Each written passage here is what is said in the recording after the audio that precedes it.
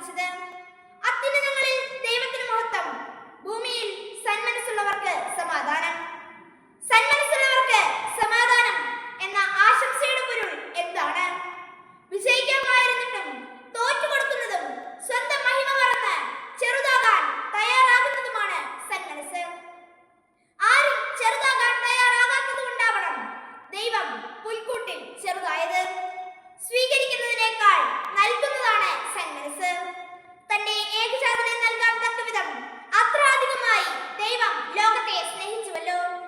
Christmas അതിനാൽ ദൈവം മനുഷ്യകുലത്തോട് കാണിച്ച ഏറ്റവും വലിയ സന്മനസ്സിന്റെ അനുസ്മരണമാണ്. പ്രതിഫലം ചെയ്യില്ലാതെ മറ്റൊരാൾക്ക് എന്തെങ്കിലും നൽകാൻ തയ്യാറാകുമ്പോഴൊക്കെ അവിടെ ക്രിസ്മസ് ആണ്.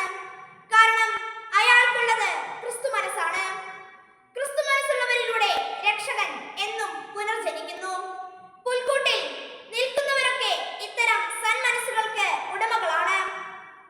ദൈവഹിതത്തിനു മുൻപിൽ തന്റെ ബുദ്ധി അടിയറവ് വെച്ച് തലകുനിച്ച് നിൽക്കുന്ന മറിയത്തിന്റെയും അവളെ അപമാനിതനാക്കാനും തുറന്നടിക്കാനും മതിയായ കാരണമുണ്ടായിരുന്നിട്ടും അത് ചെയ്യാതെ ദൈവേഷ്ടത്തിന് കാതോർത്ത യൗസേപ്പിന്റെയും സന്മനസ്സുകൾ ചേർന്നപ്പോഴാണ് ക്രിസ്തുമസ് ഉണ്ടായത്. വിനയം നിറഞ്ഞ ആട്ടിടയന്മാർ, ആരാധകരായ ജ്ഞാനികൾ, സ്തുതി പാടുന്ന മാലാഖമാർ തുടങ്ങി സന്മനസ്സുള്ള അനേകരുടെ സംഗമവേദിയാണ് പുൽക്കൂട്.